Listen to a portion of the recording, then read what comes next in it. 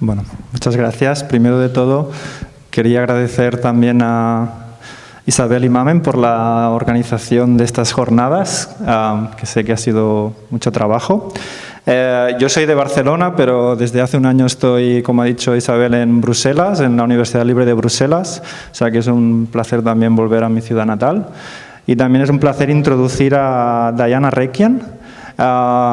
Muy brevemente, bueno, Diana es profesora en la Universidad de Twente, en los Países Bajos, en la Facultad de Geoinformación y Observación de la Tierra, que es, bueno, es un centro muy prestigioso a nivel europeo en este ámbito. Y ella es una experta en gobernanza del cambio climático, gobernanza urbana del cambio climático.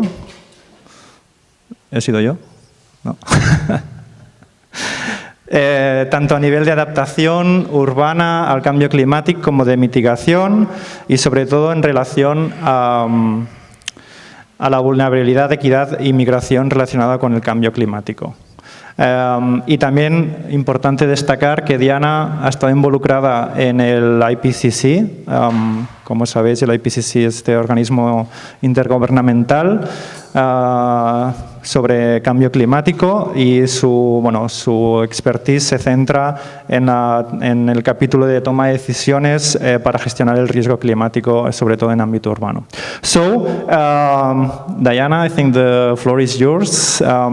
Ella hablará en inglés, pero si hace falta, si tenéis alguna pregunta después, podemos traducir y haremos un poco de traductores, aunque no haya profesionales de la traducción aquí.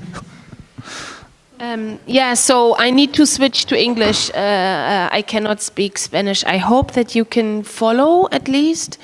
If not, please ask. Then I hope Francesc would step in and give the presentation in Spanish instead. So I was asked to talk about urban resilience, and as Francesc has introduced me, I was part of the latest IPCC report, Intergovernmental Panel on Climate Change, working in the Part 2, Working Group 2 on climate impacts, adaptation and vulnerability. I was coordinating lead author there, so in a leading role, and that's also part of the presentation here.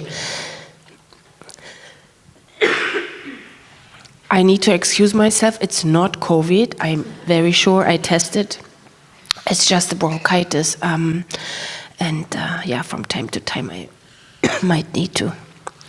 So, yeah, so I want to talk about two things mainly, and this is that we first start with a little bit an international overview, what we found about adaptation in the latest IPCC report, and then I would like to turn to cities in Europe and talk about a little bit more specific research that I have done recently on quality of adaptation planning.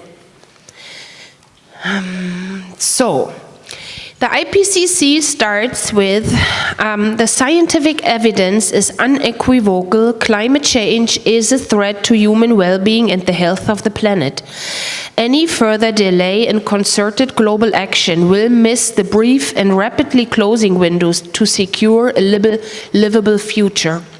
But this report offers solutions to the world. And that was maybe the first of all the series of IPCC reports.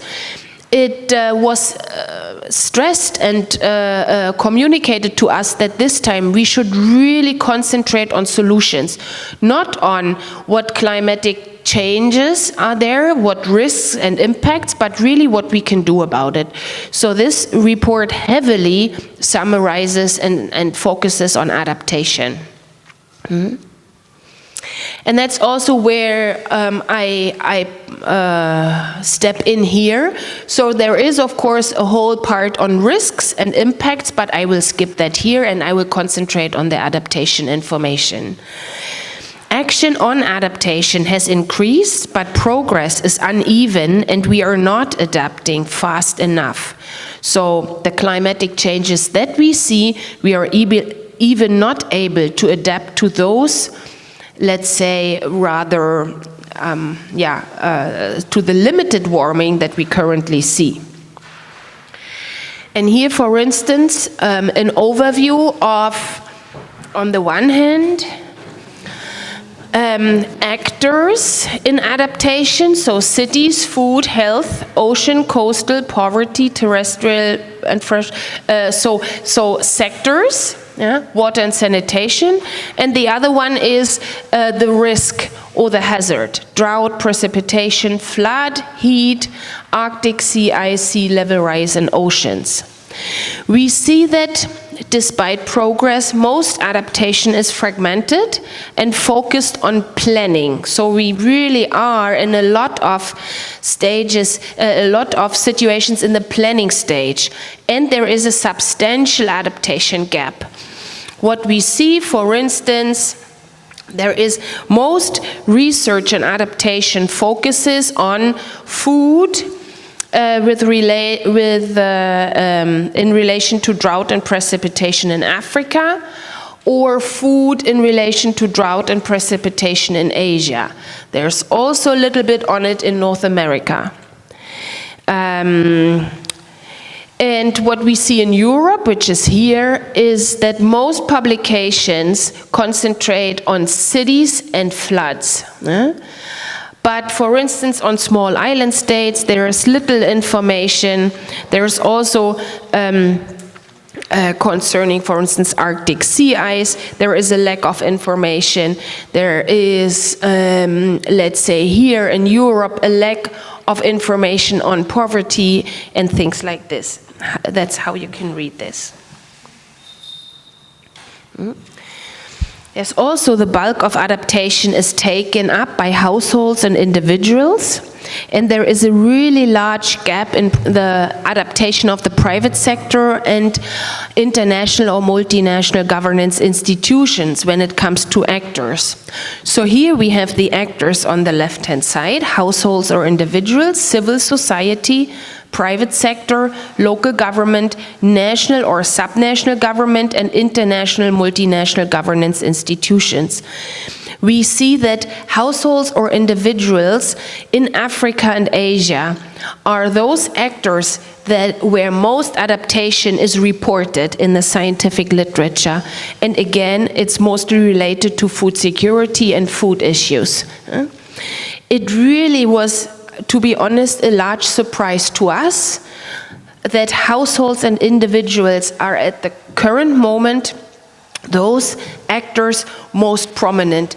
We had expected that national and subnational governments are more prominent, and also that local governments would show up more. They do a little bit here, yeah, national governments in food and also in poverty, but local governments are also in these sectors, but not as prominent as households and individuals. So really, as I will later show, households and individuals actually take up most of the adaptation and the risk management that the national or the local governments are not able to do or are not doing.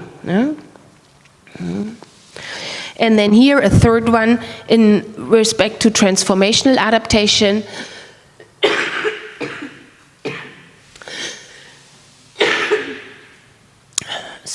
Which is related to changes or adaptation that changes the fundamental attributes of a social ecological system in anticipation of climate change and its impacts. This is rare and unevenly distributed, but it will increasingly be needed the more warming we will get. We see a little of it actually in cities, of North America and here in Central and South America. In cities, but also in water and sanitation and terrestrial and freshwater ecosystem. Also some in Europe with regard to fortifying oceans and coastal systems, but it's rather rare across the globe. Okay. But there are options that we can take to reduce the risks to people and nature. And in particular, this report also stresses that nature offers significant untapped potential. A large potential is seen in transforming cities. By 2050, urban areas could be home to 2/3 of the world's population.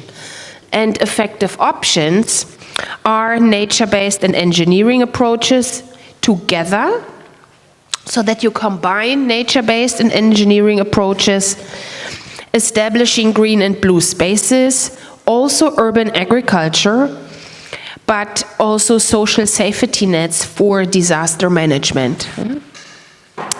And by wider benefits, that's also a characteristic of this report, that we stress wider benefits are public health improvements and ecosystem conservation.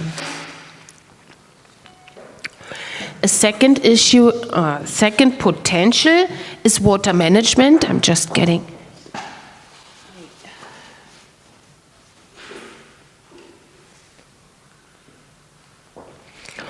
is water management.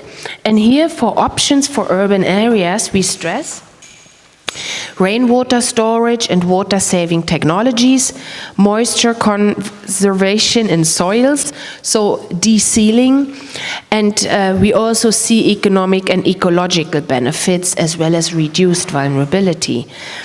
Along with securing drinking water, flood and drought risk management, working with nature and land use planning plays a substantial role in that. But here for water management options, we need to account for the fact that the effectiveness of these measures decline with increased warming. Yeah? So in particular those that are related to more natural adaptation options. And a large stress, maybe not as important for Europe, although with the Ukraine crisis you might wonder, but definitely for Africa and Asia, is the aspect of improving food security, farm and landscape diversification, community-based adaptation, and strengthening biodiversity are effective options with wider benefits such as food security and nutrition, health and well-being, and also securing livelihoods. However, there are increasing gaps between adaptation action taken and what's really needed, and these gaps are largest among lower income populations. They are also expected to grow, and that's why we need to accelerate adaptation. So not only offering these options, but also showing what would help in speeding up adaptation. And here we conclude with 3 aspects. Governance is important, finance is important, and information and knowledge is important. And I stress 2 here, and that's the governance aspect first. So that graph here shows how different adaptation options, that's kind of the title of these small things. No, here, that is the option, that is kind of the category.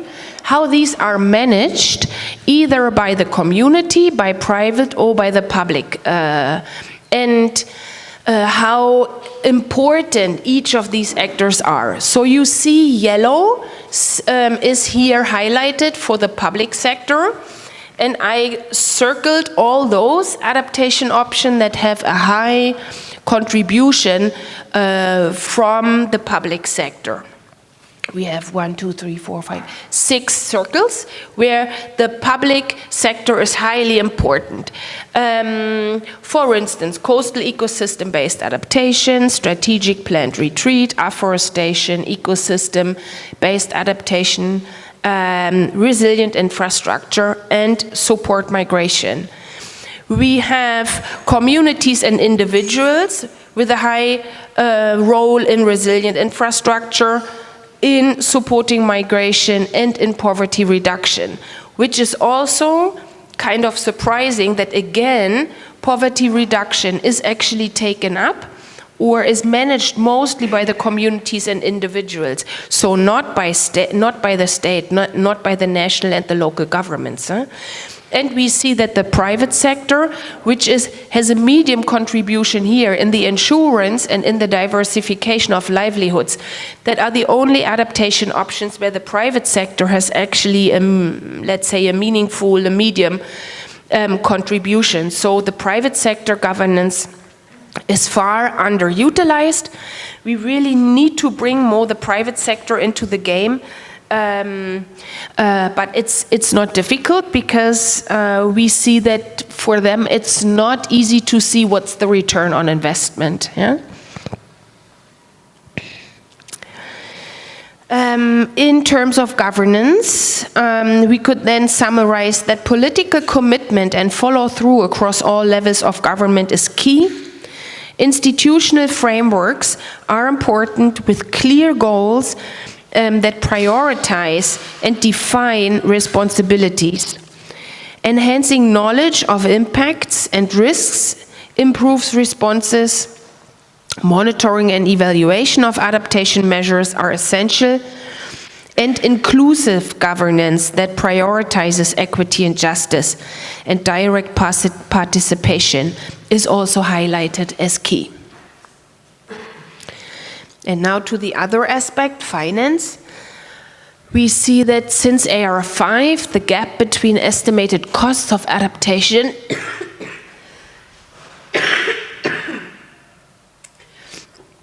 and the documented tracked adaptation finance has widened.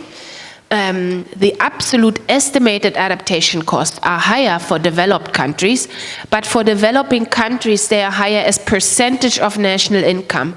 So this means that self-financing of adaptation for developing countries is very, very difficult, and the international finance architecture is very important, because medium and low income countries just don't have the capacity to adapt themselves.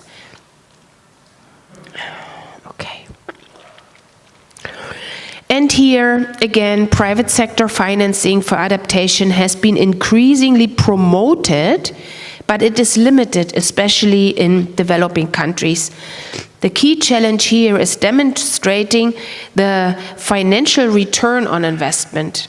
And this is even more difficult in developing countries because of risk, perceived or real, the risk to investors and investment. And that is then potentially an aspect we cannot change ourselves, and that is really real. So that is a real barrier for involving the private sector.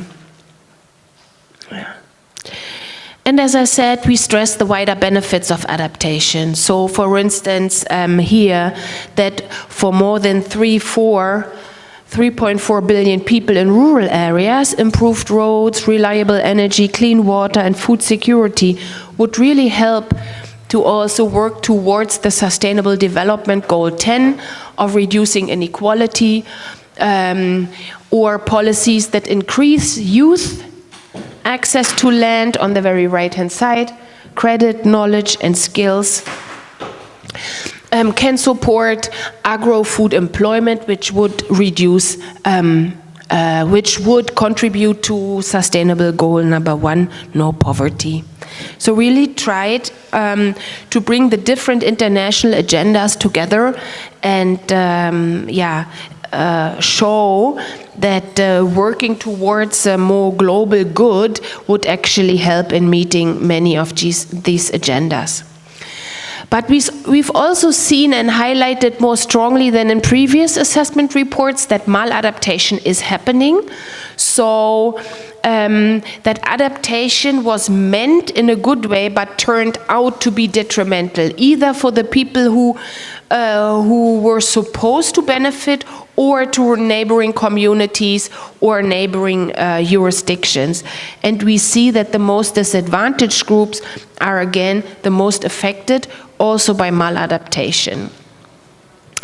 We have done a very thorough investment of maladaptation versus good adaptation, or however you want to call it, successful adaptation or even adaptation. So what is the counterpart of maladaptation is a debate, and we assess it by looking at side effects, synergies and trade-offs of adaptation options. So we have here options, then we look at how many people benefit, whether it's good for ecosystem and ecosystem services, for ethnic groups, gender, low-income population, transformational, whether it has a transformational potential, and whether it's good or bad for greenhouse gas emissions. And then the higher, the larger the bubble, the higher is the risk for maladaptation.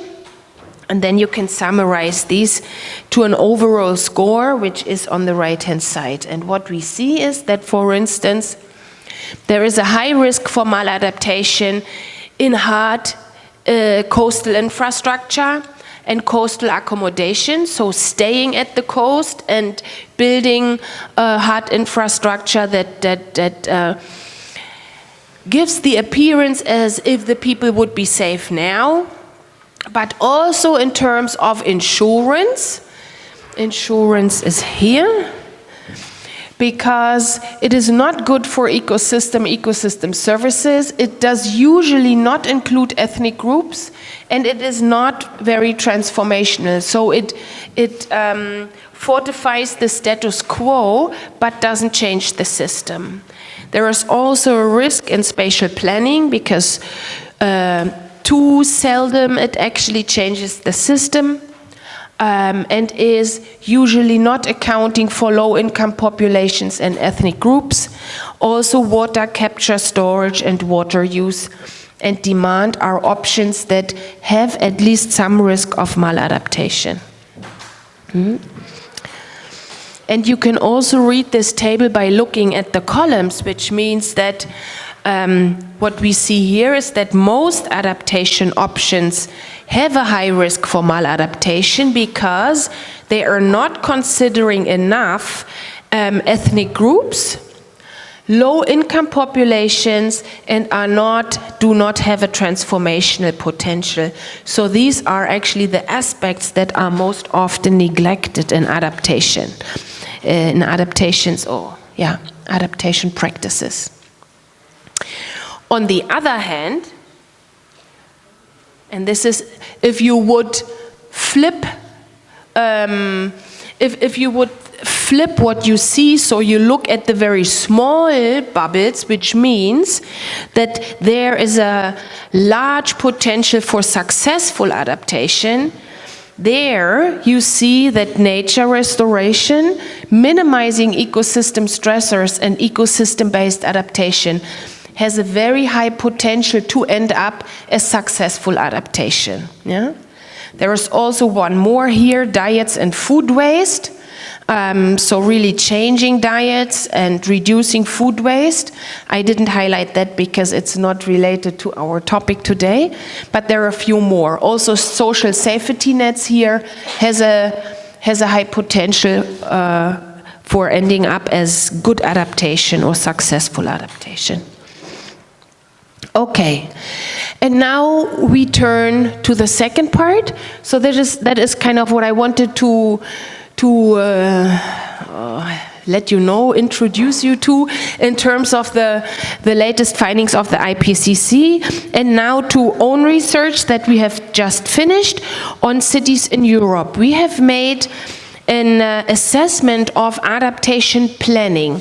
So we have seen in the very beginning that most adaptation currently still looks at planning. Yeah? So there are a lot of adaptation plans coming out at the local communities, but only a fraction of those are implemented, and even less is monitored or updated and things like that. So we looked at, okay, if there is good data about the planning, the plans, what do they tell us?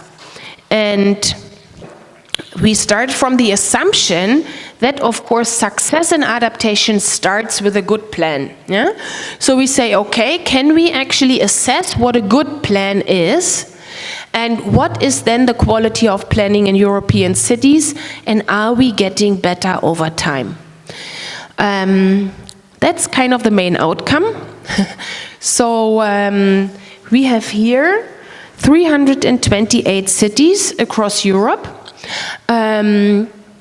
They are representative in terms of size, geographic distribution, and percentage in each country, covering 20% of each national population.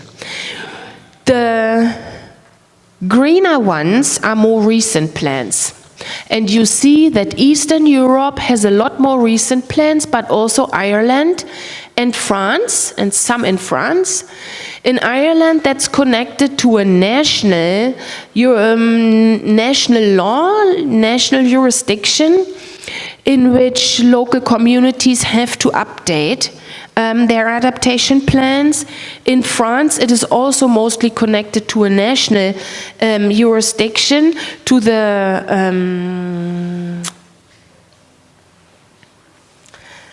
law. It's also a national law.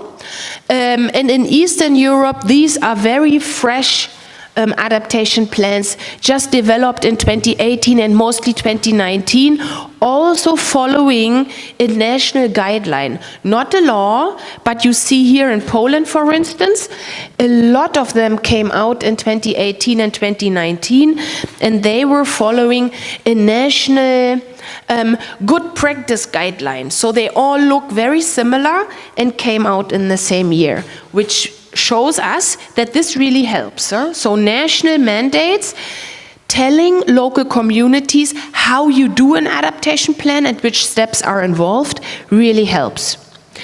When it is a law, but also when it's only a guideline. And we do see newer plans are higher in plan quality, because we have more larger green ones than larger blue ones or yellow ones. So the yellow ones are the oldest, before 2015. The blue ones are medium old, between 2015 and 2018. And after mid of 2018, we have the recent plans which are green. And we see a lot. So, for instance, we have not one older plan that is of high quality. Okay, this is if we would plot it individually. So each plan has one quality point. And there you see here, we start actually in 2005. That's the first adaptation plan that we found that's still in place. And then until half of 2015, then half of 2015 to half of 2018, and then later. And you really see that we are here increasing in plan quality. And that's also statistically significant. How we have done that? So there is this general decision-making framework that was also taken up by the European Environment Agency, which they call adaptation support tool, but it's actually borrowed from a very general management cycle, yeah? That you prepare something, then you assess, then you identify your options, then you select an option, you implement, and you monitor. And we've used that and developed an index on whether these plans are complying to that, I would say, widely agreed management cycle. But in our index, we stress implementation, we stress that they need to mention measures, that the plan need to mention the process of implementation and certain tools and timelines. We stress in our index that there needs to be information on monitoring and evaluation, as well as participation. And we check for 5 forms of consistency. This means that we want to see in a plan that what they plan for in terms of measures is also presented in the impacts or risk section. And when they identify certain vulnerable groups, then we want to see that they are actually also respected in the implementation or best in the monitoring and evaluation part. So we check for consistency. When we look at these individual dimensions, So what was here, those steps 1 to 6, yeah? When we check for those, we see that in particularly monitoring and evaluation and public participation in plan creation is still very low. Everything has increased over time, so again the time dimension here, yeah? But monitoring and evaluation and public participation is still rather low. So the plans really lack information on that. We need more investment in M&E, and we need more investment in participation.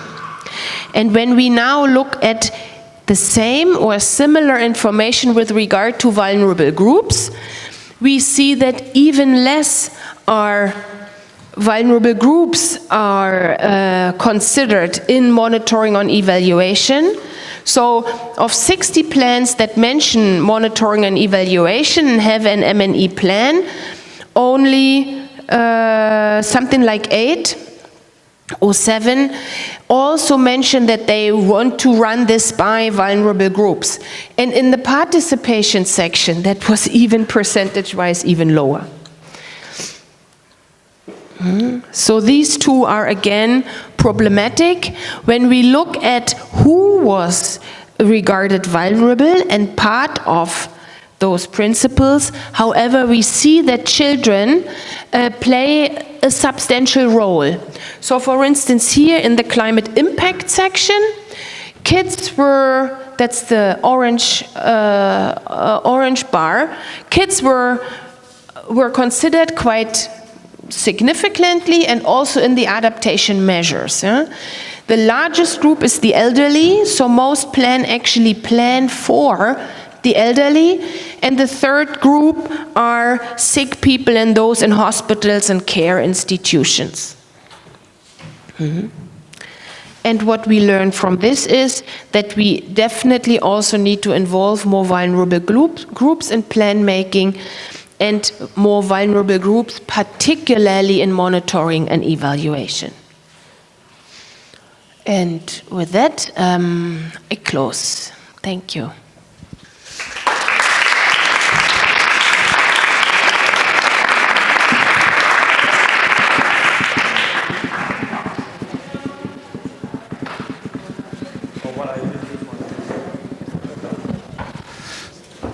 Okay. Thank you very much, Diana, for this amazing overview of the IPCC report and this focus on urban climate adaptation. La idea ahora es, bueno, que haya un poco de espacio para preguntas. ¿Alguien quiere empezar con las preguntas? Yo tengo una, pero me la reservo.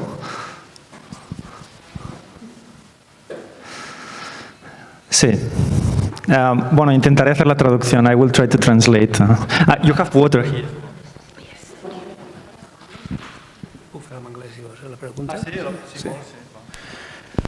Good evening. Thank you for your presentation. At the beginning, you said that this is a paper about solutions, giving solutions to the problem we have here of the climate change. But all the solutions, the word you use more is adaptation. Yeah, but I found a lack of solutions at the beginning. So of the causes of the climate change, yeah? There are no solutions challenging or fighting against the causes that now have arrived into this problem. Yeah, so the adaptability is necessary, of course, but I think we have to challenge, we have to fight the causes of the climate change, and maybe we have to work more on the laws of the governments fighting against this problem. So we can give, for example, I don't know how to say it. You have to give money value to the harm we do to our nature. I don't know if you understand. Yeah. So we have to put fines or put some money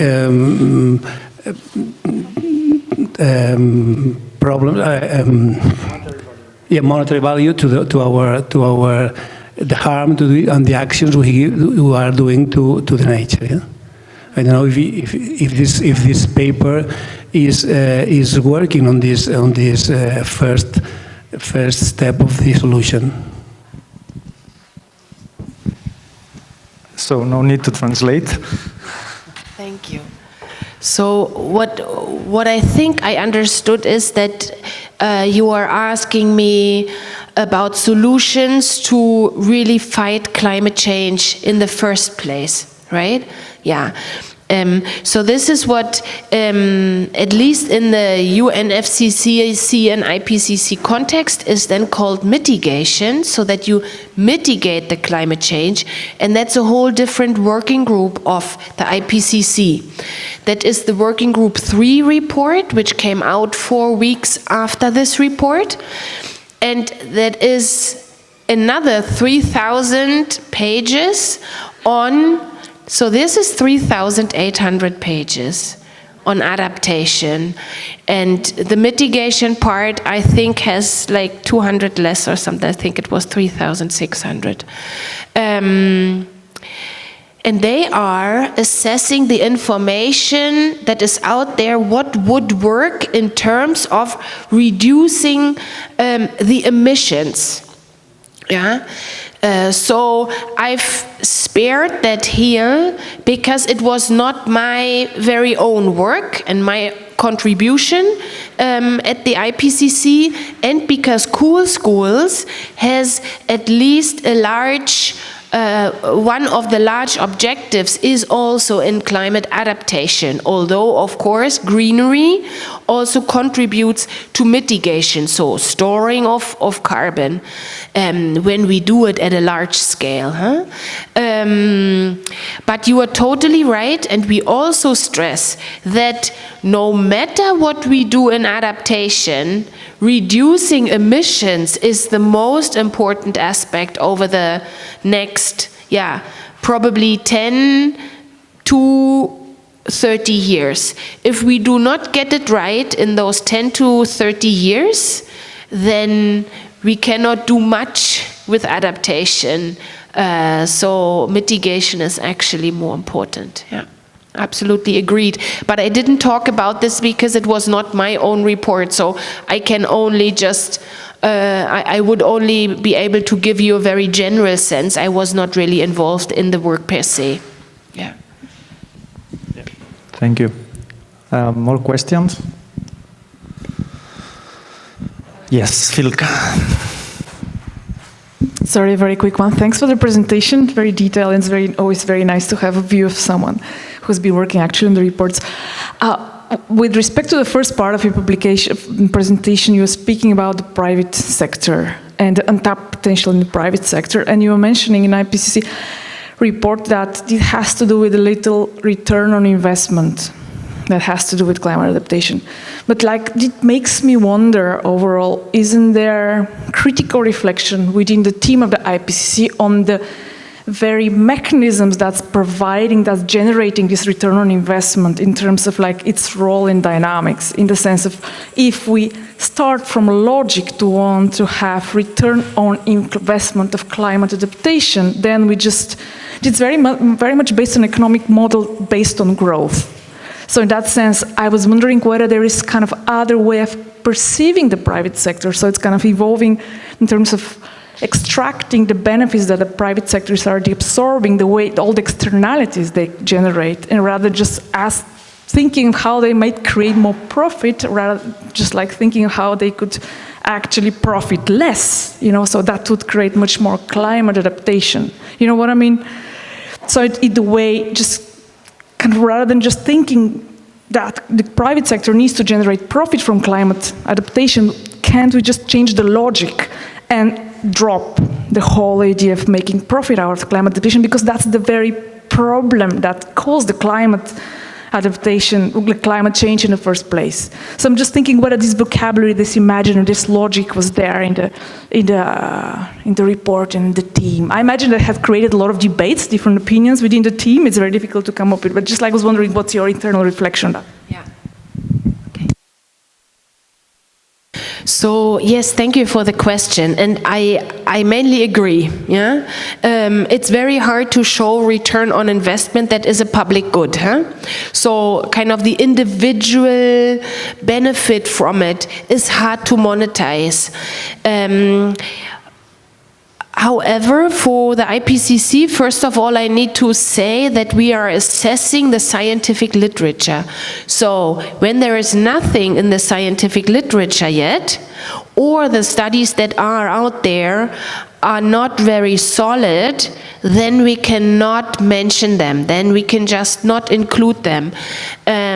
So that is more a call for more research than for a call to include it in these high-level international reports. And what I could imagine is a way of breaking this cycle, that everything needs to show up in quantitative numbers in terms of return on investment, is that one aspect would be that even though there is no direct and large return on investment, we could potentially show that the workforce, so after a while, that businesses will have a problem in generating workforce when we not adapt sufficiently. Yeah? So that it's not really about their outcome, what they get from their economic activities, but they need workforce, so their input is lacking. So that could be another maybe alternative way how we could make it a little bit more tangible for businesses. But again, that is more a call for research, and we need more research or ideas in the literature that we could include it in these international reports. Thank you, Diana. They told me that we have to close, but 1 second, because when I'm moderator, I'd like to ask something, taking advantage of my privileged position. So I will just ask about this last part of your presentation, about the urban climate adaptation plans. I think you have reviewed, like, I don't know, hundreds of plans in this review, and I was wondering if you found, well, I was wondering to what extent the role of, since we are here in this event about schools and nature, let's say, or climate adaptation in schools, if you found any, let's say, insights about the role of schools or the role of children in these local climate adaptation plans, in or what you have to review so far. If it's something prominent or it was rather, let's say, not there at all. So I was leading the chapter on decision-making options for managing risk, which is kind of broadly the governance chapter. So we thought we definitely need to have something at least on the youth movement there. So Fridays for Future, which is like the low-hanging fruit probably, because it was so prominent in the media over the latest years. And we have a very small section on it, because there is some literature on it. But to be honest, the insights from how students and school children in general could foster and could drive a transition, I don't know a section in the entire 3,800 pages where that is assessed. And I don't know whether that's because there is too little literature, or it's not really visible, or it's not, or we didn't know where a good home would be in the report. It comes up and back frequently because we are also again and again thinking about a summary for youth. And if I'm not totally mistaken, there will be again a summary for youth from this report. There was already one from AR5, but that is kind of the furthest the IPCC got so far in considering respecting youth and the needs of youth and their belongings and their concerns. So we do not have a particular section about what we know about how youth is affected or how youth could actually be a change agent. We mention it in a superficial way, but not very detailed. Yeah. So more work for us as well. Definitely AR7 is coming, so there will be another one. We need to work harder to make it visible. Yeah. Okay, so thank you very much, and I think now we will move to the next part of the